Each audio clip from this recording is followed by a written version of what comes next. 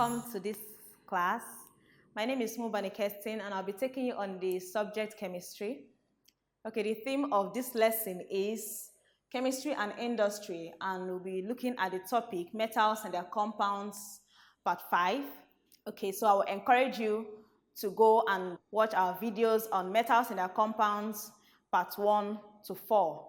Okay, by the end of this lesson, you should be able to describe the extraction of tin metal. Tin is a member of the group 4 elements, that's carbon group on the periodic table. From the part 1 to part 4 of this lesson, we looked at metals generally, and then we started taking them group by group. So we looked at the group 1 elements, the alkali metals. We looked at the group 2 elements, which are the alkaline earth metals. We now looked at the group 3 elements in part 4, which is the family of aluminium, so aluminium family. So for this lesson, metals and their compounds, part 5, we'll be looking at group 4 elements and the transition metals. So you should be able to describe the extraction of tin metal, all right, which is a group 4 element. You should also be able to state the uses of tin. You should be able to name members of the first transition series, list the general properties of first transition elements. You should be able to describe the extraction of copper and list the various uses of copper. So let us get going with group 4 elements. So on the periodic table, we have the group 4 elements, carbon, okay, with the symbol C, silicon with the symbol Si, germanium with the symbol Ge, we have tin with symbol Sn, and we have lead with symbol Pb. Okay, these elements are referred to as post-transition elements because, of course, you can see that there are elements that came on the periodic table after the transition elements. These ones here are known as the pre-transition elements. Okay, here we have the transition elements proper. All right, then elements we have from group 3, 4 are known as post-transition elements. They are actually metals, while the rest we have from the nitrogen group down to helium are all non-metals. So the group 4 elements are referred to as post-transition elements, and their metallic properties increase down the group. Okay, so it means that as we go from up to down, the metallic properties will increase. So silicon will be more metallic than carbon. Of course, carbon is even a non-metal. Okay, so silicon will be more metallic than carbon. Germanium will be more metallic than silicon. And tin will be the most metallic element in this group. All right?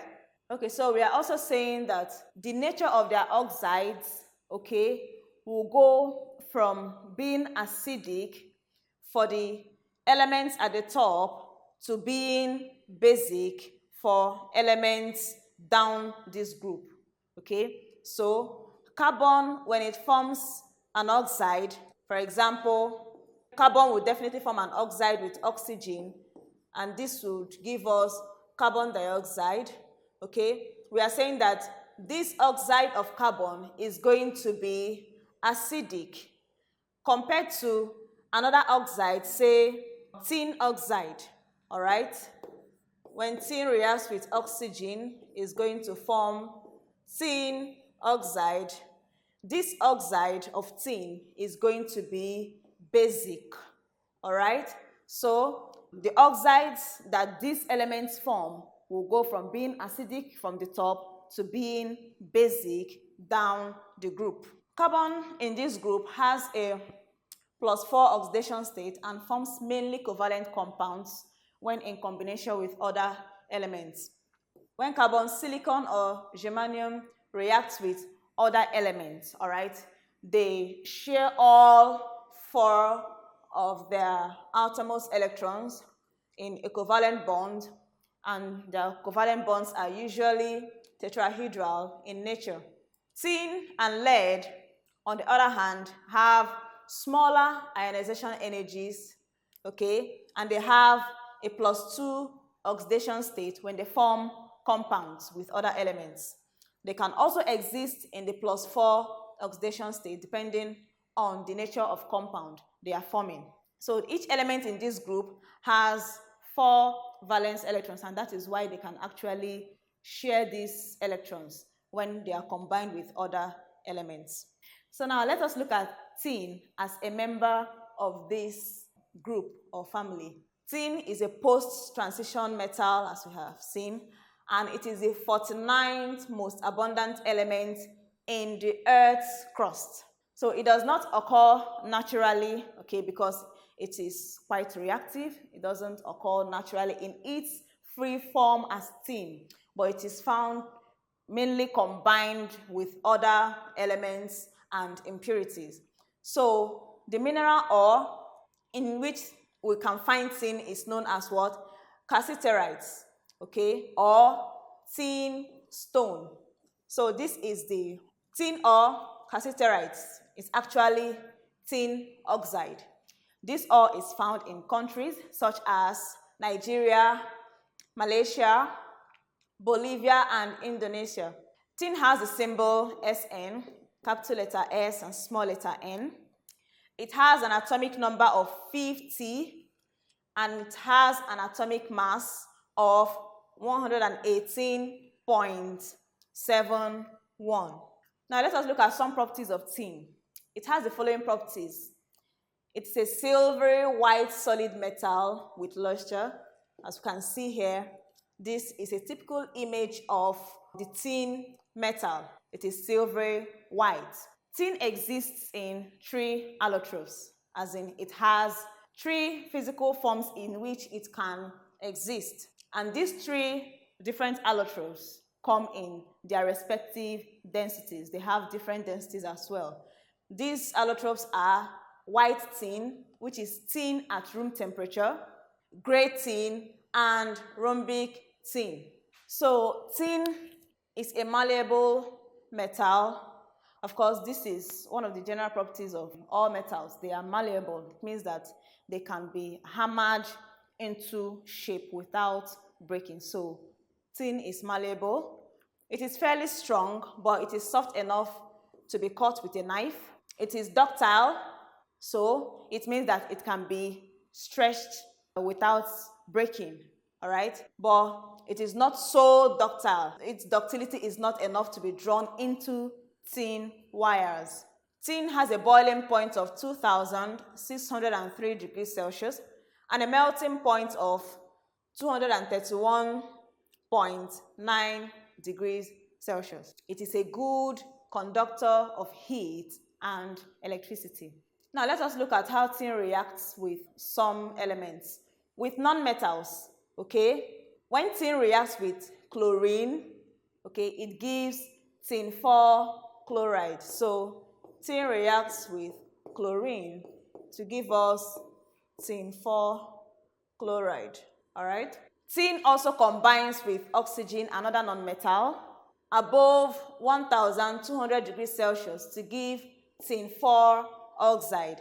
So when tin reacts with oxygen above 1,200 degrees Celsius, we'll have tin 4 oxide, okay? But with carbon and nitrogen, tin is unreactive. It doesn't react with carbon and nitrogen, but it can react with chlorine and oxygen. Now let us look at its reaction with acids. Let's look at when it reacts with hydrochloric acid. So tin reacts very rapidly, okay, with concentrated hydrochloric acid, but it reacts hydrochloric acid, conc hydrochloric acid. Tin reacts very well with this hydrochloric acid to give tin 2 chloride, but with dilute hydrochloric acid, tin reacts more slowly. So when tin reacts with hydrochloric acid, it gives us tin chloride or tin 2 chloride with hydrogen gas given off in the reaction. So those are some of the properties of tin and its reaction with other elements. Now, we'll be looking at the extraction of tin.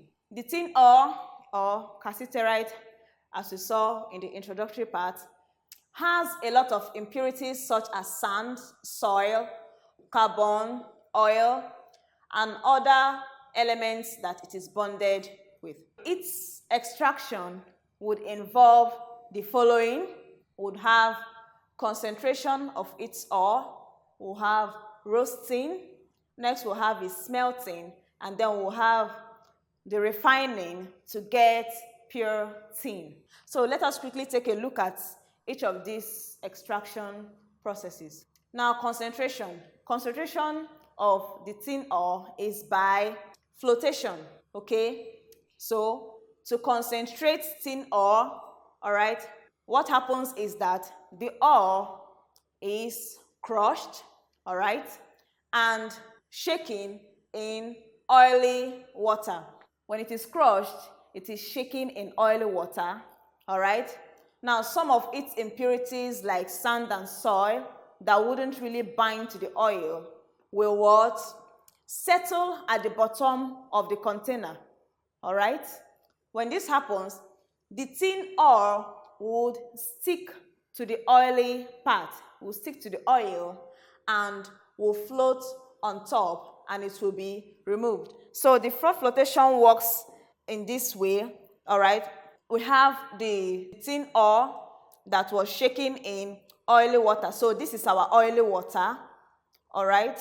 So this water, we have a mixture of oil and water. This happens so that the ore that we really need can bind to the oily part of the water, while the rest of the impurities that we don't need will settle in the water, all right? So this oily water, where we have the tin ore and other impurities, what happens is that air is bubbled into this vessel, all right, and it causes a froth, all right, bubbles on top. So what happens is that the oil part of the water, of course, it cannot dissolve in water. We know that oil is hydrophobic, all right?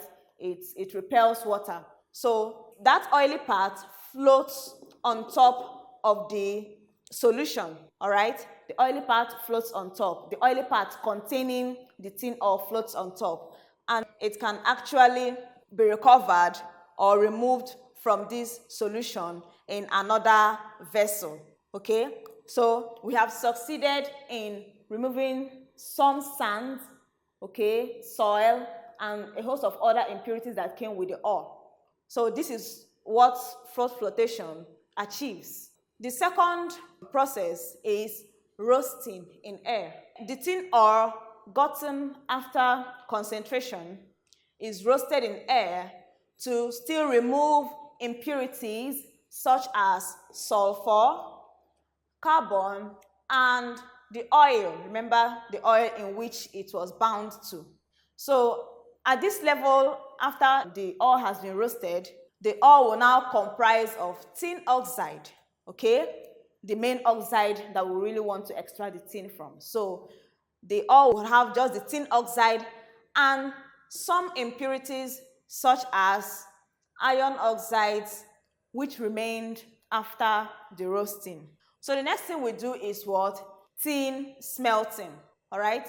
This is done in either a reverberatory furnace, a blast furnace, or an electric furnace. So we'll be looking at how tin is smelted in a blast furnace. So smelting tin oxide using a blast furnace. What happens? Here we have a picture of what a blast furnace looks like, okay? Now this furnace is fed with the tin oxide concentrate. Remember that we've concentrated the tin oxide. So that concentrate, we are going to feed it from the top, okay? We are going to feed it into this furnace, and not just that tin oxide concentrate. We will feed carbon or powdered charcoal, and we'll also feed in limestone. This limestone acts as a flux or a slag producing agent. The slag is actually the impurities that formed at the end of this smelting. Okay, so the limestone is there to help with the producing of this slag. So we feed in the tin ore, all right? We feed in coke and limestone. Now this furnace is heated to a high temperature of about 1,300 degrees Celsius for about 15 hours. So after feeding these raw materials into this furnace will be heated to a high temperature of 1,300 degrees Celsius for a very long time, as long as 15 hours. The molten tin, that is tin that is still in its liquid form, will be produced and it will be tapped off and cast into large molds. So at the end of this process, after we have fed our blast furnace with these raw materials, the temperature is put at 1,300 degrees Celsius and lasts for a long number of time, okay? At the end of the day, the tin produced, all right, is going to be in the liquid form, and this tin is going to come out at the bottom of this furnace, okay? So we have the outlet for tin here. The molten slag, of course, remains on top, all right? And they can be removed from these other outlets. And the liquid tin or molten tin that comes out from this point will be put into molds such as we see on the board. So we have different molds in which this molten tin can be put so that they can solidify. But the tin gotten at this level is still in the crude form and still needs to be refined. So this takes us to the next extraction process, which is refining of tin. Now there are two methods of refining tin. They are fire refining, and this method produces a high percentage of tin purity, which is 99.85%. Then we have electrolytic refining, which produces about 99.999 pure tin. But for the sake of this lesson, we'll be looking at the fire refining method. Now, this fire refining method still has different types, okay? We have three types of fire refining method. They are liquefaction, boiling, and vacuum distillation. And also, for the sake of this lesson, we'll just be looking at one fire refining method, which is liquefaction. So how do we refine tin by liquefaction? Generally, this method of fire refining is used to purify a metal based on the differences between the melting point of that metal and the melting point of the impurities present in it. Okay, so we are going to see how difference in melting points of the metal and the impurities in it is going to help in this process.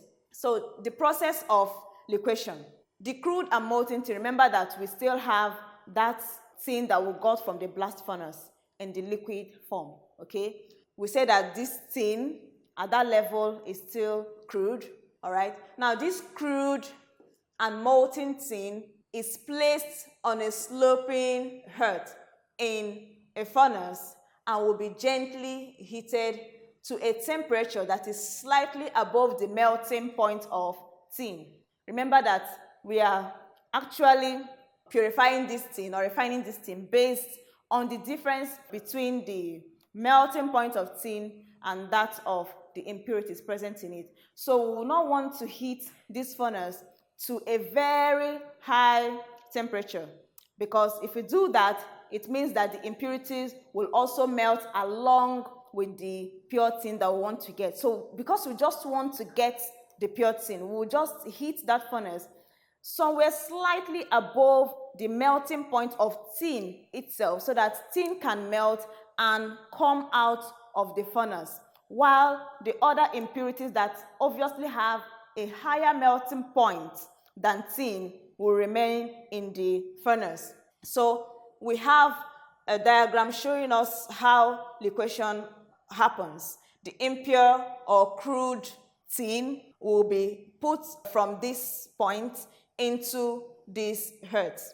Okay, it's sloping so that it can actually allow the tin, the pure tin that comes out, to glide or flow out.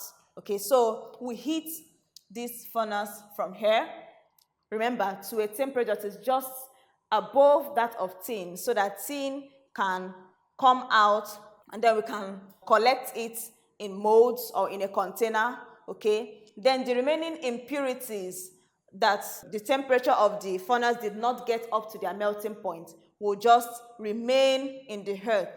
Okay, so they will be left behind, while the pure metal will be taken in a container or in molds. So that's why we say that the remaining impurities with higher melting points do not melt, but they form residues in the furnace.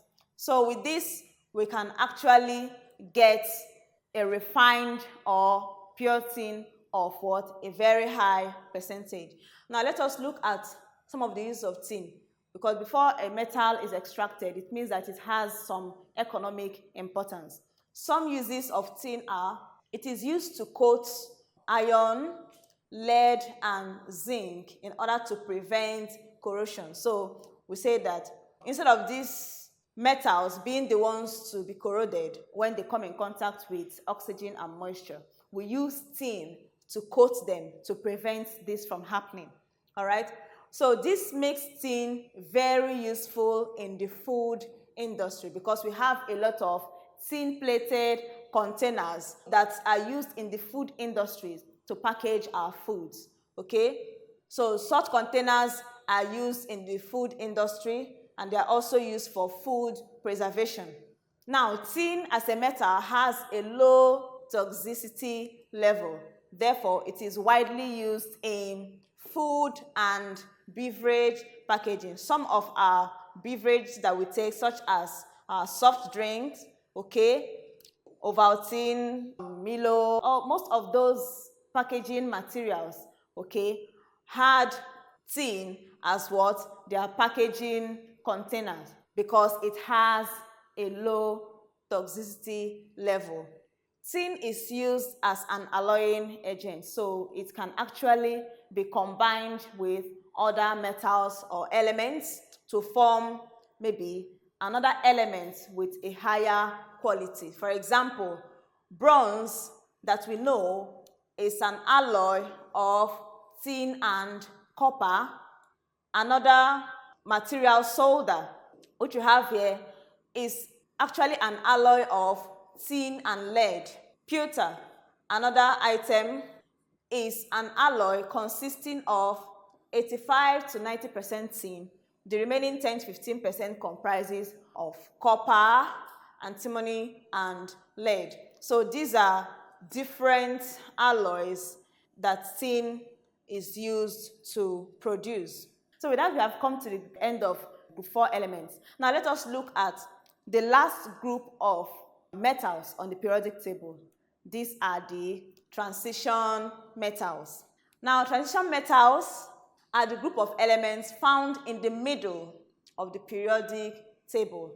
They are actually placed between groups 2 and 13. So we have group 1, 2, then we have this large group of elements on this periodic table.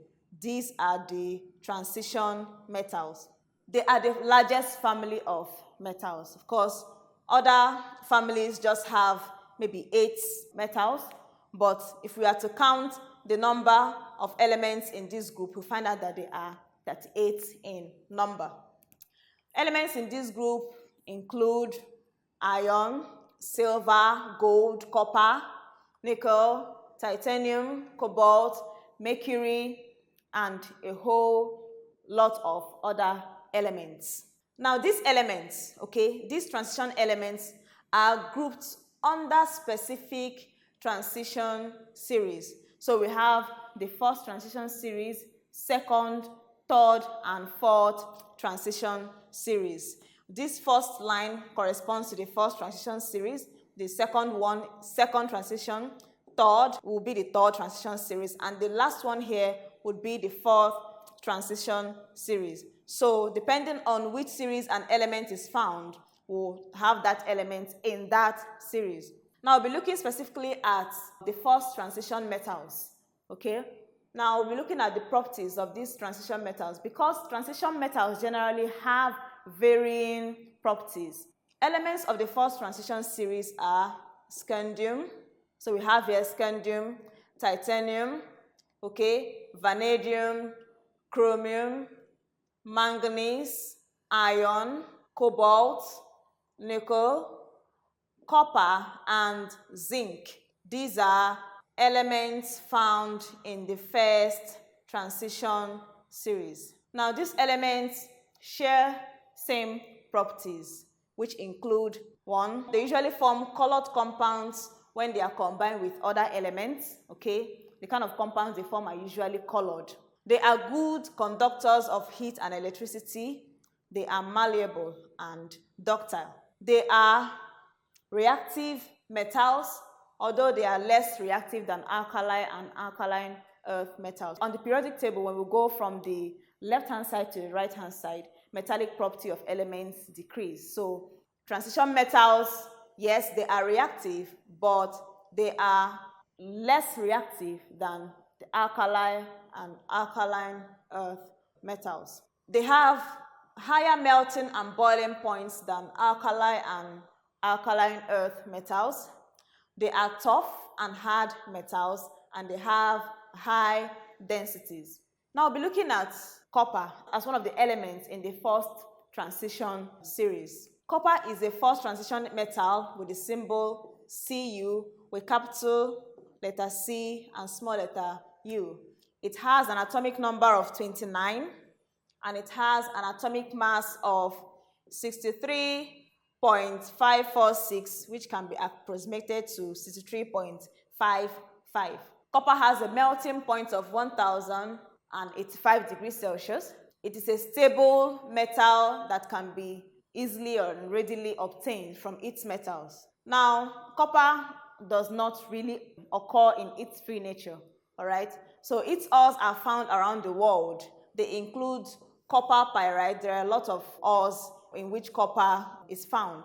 We have copper pyrite or chalcopyrite, which is actually copper iron sulfide. We have the malachite, we have the chalcocite, and we have cuprite. Okay, so here is an example of an ore from which we can extract copper from. Now let us look at specific properties of copper. It is a reddish brown heavy metal. You can see here we have the copper metal. Okay, it is reddish brown in color. It is a relatively unreactive metal, but this is not to say that it does not react at all. But compared to other metals, okay, it is relatively unreactive. It is malleable and ductile. This means it can be hammered into shape, it can be stretched into a thin wire without breaking. It has a density of 8.95. It has a high melting point of 1085 degrees Celsius and a boiling point of 2300 degrees Celsius. It's a good conductor of heat and electricity. Of course, it is a metal, and all metals are good conductors of heat and electricity. With water, copper is unreactive. It does not react with water at all. Now, how does it react with acids? Copper is unreactive with acids such as dilute tetrasulfate 6 acid, okay, or even hydrochloric acid, all right, at any concentration. It does not react with hydrochloric acid at any concentration, and it does not react with dilute tetrasulfate 6 acid, all right, but with hot concentrated tetrasulfate 6 acid, copper will react, okay? It will react to liberate sulfur 4 oxide. So when copper reacts with concentrated tetrasulfate 6 acid, of course, is going to give us sulfur 4 oxide, and we'll also have copper sulfate being formed, and we would have water formed from this reaction. So it liberates sulfur 4 oxide. That is when it reacts with concentrated sulfuric acid. Okay? Now, copper reacts with dilute trioxynitrate 5 acid to give nitrogen 2 oxide. However, with hot concentrated trioxynitrate 5 acid, it reacts to give nitrogen 4 oxide. So with the dilute nitric acid, it gives nitrogen 2 oxide, but with the concentrated form, it gives nitrogen 4 oxide. Now, its reaction with air. Copper reacts with impure and moist air to become coated with green basic copper 2 tetraoxysulfate 6. So this is what happens when copper reacts with pure and moist air. It becomes coated with something like this. This is actually basic, and it is copper 2 tetraoxysulfate 6. But with moist sea air, copper reacts to give a coating of basic chloride. When copper reacts with air, okay, it becomes oxidized to black copper 2 oxide. So these are the different reactions that copper undergo with air. All right. Now we'll be looking at the extraction of copper. The extraction of copper is similar to the general extraction processes of metals. So the following are the processes involved in the extraction of copper. We'll have the concentration of the metal ore, roasting in air, and then we'll have electrolytic reduction to get the pure metal. Now let us quickly take a look at each of these processes. Concentration of the metal ore. Concentration by froth flotation is the major method of concentrating this metal ore. Okay? Now, copper is usually extracted from its sulfide ore known as chalcopyrite. Okay? Now, this ore contains low level of copper. Therefore, it needs to be concentrated first to get the main ore that we need. So the aim of this concentration is actually to try and remove some impurities that need not be in the ore as it goes on in the extraction. So the method used to concentrate copper is the froth flotation method. And this froth flotation has a basic principle. We just crush the metal or bind it to oil, and in a container, air is bubbled through this mixture, okay? And the metal ore floats on top of the solution, all right, and is removed. So the ore is first crushed and treated with what? A hydrophobic material such as pine oil, okay? Now this metal compound binds to what? The pine oil and becomes coated with it, while the unwanted rocky materials do not, okay? So it is one way of making sure that the metal ore comes out. Now this coated ore will now be put in a large vessel of water containing a foaming agent. So we can have something like this.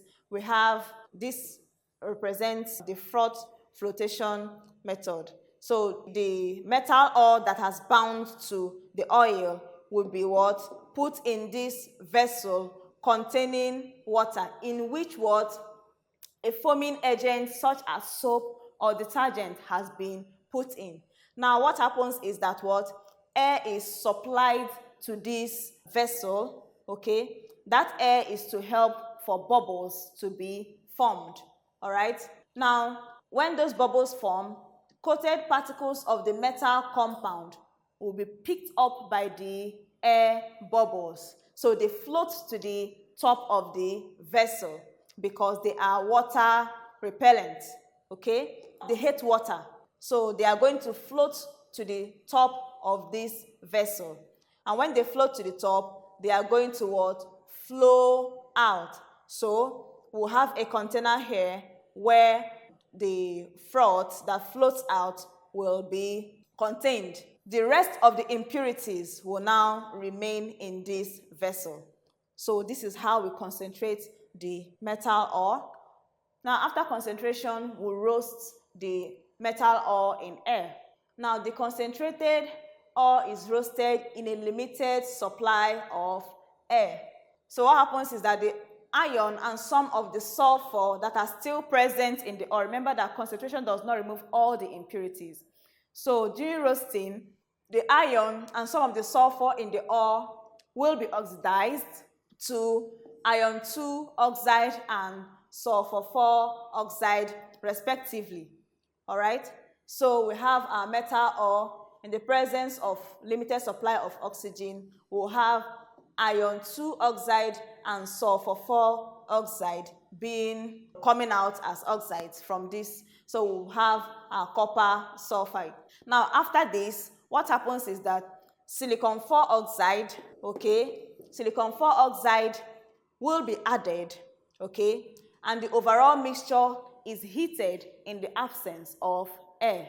Now, when this happens, iron 2 triosilicate 4 and copper 1 sulfide will be formed.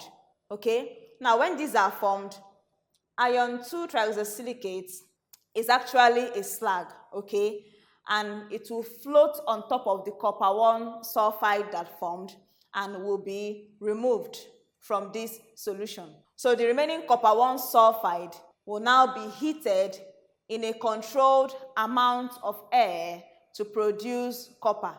Now, the copper produced in this process is about 97 to 99% pure. Now, after this, we'll now have the electrolytic reduction. This electrolytic process is supposed to further purify the copper we get from the roasting to about 99.95%. Now, this electrolytic cell, of course, is going to comprise the electrolyte and the 2 electrodes, which are the positive and the negative electrodes. So, for the electrolyte, copper 2 tetrasulfate 6 is going to serve as the electrolyte. Then, crude copper is going to serve as our anode, and pure copper is going to serve as the cathode. So here is how the electrolytic cell for the extraction of copper looks like. So we have copper sulfate solution, which is actually copper 2 tetrasulfate 6 solution as our electrolyte in this process. Then we have the anode, which is the crude or impure copper, all right? And then we'll have our cathode, which is the pure copper. So during the electrolytic process, what happens is that electricity, of course, here we have our electricity connection. Electricity is passed through the electrolyte, the copper 2 tetrasulfate 6 solution. So it dissociates into ions. We have the copper ion and we have the sulfate ion. So what happens is that the copper atoms at the anode, remember we have copper atoms at the anode, they become ionized and form copper ions. Now, when they form the copper ions, these ions are going to move to the cathode, where they will now receive electrons and will be deposited as pure copper metal. So this is how the electrolytic process for the extraction of or purification of copper takes place. So this process results in depletion of the anode while the cathode increases in size with the gradual formation of pure copper metal. So we know that as this process from the explanation, the crude copper here is always being dissociated into ions, right?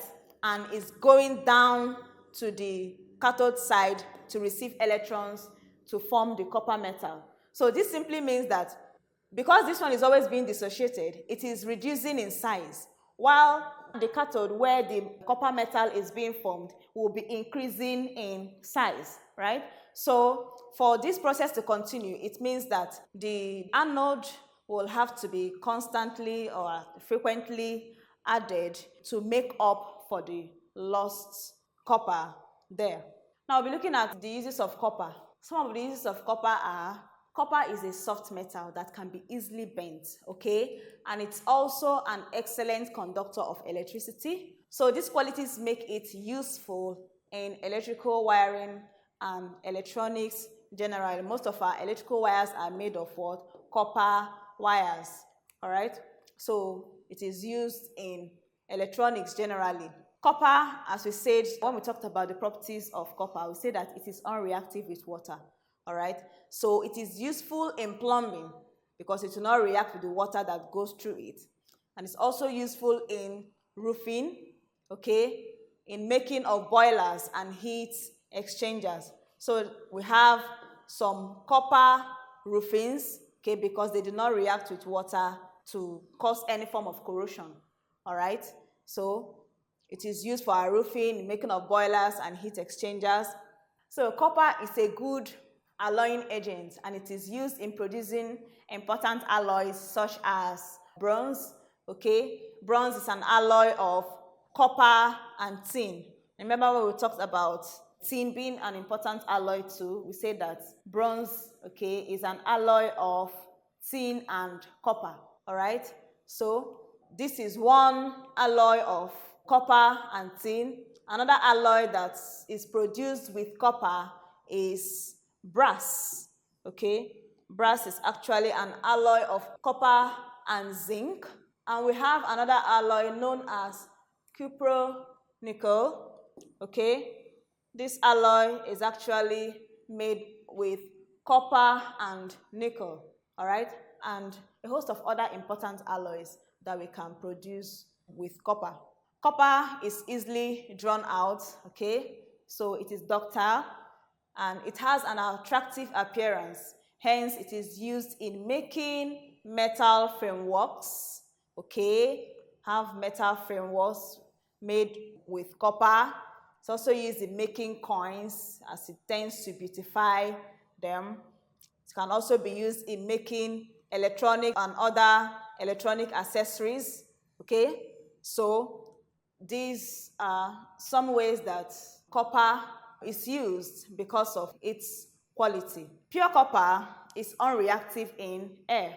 Hence, copper cylinders are used to store spent nuclear fuel, okay? In nuclear industries, one of the metals they make use of in the storing of spent nuclear fuel is what? Copper, because it's unreactive in air. So with this, we have come to the end of this lesson. We'll just take a quick summary of all we have learned. We started with group 4 elements. We said that some of the elements in group 4 of the periodic table are carbon, silicon, germanium, and tin. And then we said that tin is a post-transition metal and it is the 49th most abundant element in the Earth's crust. Then we looked at the extraction of tin. We said that the extraction of tin involves the concentration of its ore, roasting, smelting, and refining. Then we looked at some uses. We said that tin is used in the food industry for food preservation and for beverage packaging. Then we looked at the transition metals. We zeroed in on the first transition series. We said that some elements of the first transition series are scandium, vanadium, chromium, manganese, cobalt, nickel, and copper. Then we looked at copper specifically. We said that copper is a first transition metal with the symbol Cu, atomic number 29, and atomic mass 63.55. The extraction of copper, we said, involves the concentration of the metal ore, roasting in air, and electrolytic reduction. And we looked at the uses of copper. We said that copper is useful in plumbing and roofing, electrical wiring, in making of metal frameworks, coins, and electronics. Now let us look at some questions. Which of the following serves as an electrolyte in the electrolytic extraction of copper? A. Dilute tetraoxosulfate 6 acid solution. B. Copper 2 tetraoxosulfate 6 solution. C. iron 2 trioxosilicate 4 solution. The answer to this question is copper 2 tetraoxosulfate 6 solution, according to our lesson today. Another question: which of the following is a property of tin? A, it is reddish brown in color. B, it has a density of 8.95. C, it has 3 allotropes. Well, the answer to this question is C. These two properties are for copper, while this last one is actually the answer. Remember that in the course of our lesson, we say that tin exists in 3 physical forms, which are actually called the allotropes of tin. With this, we have come to the end of this lesson and also wrap up our topic on metals and their compounds. Thank you for staying with me. I'll see you again.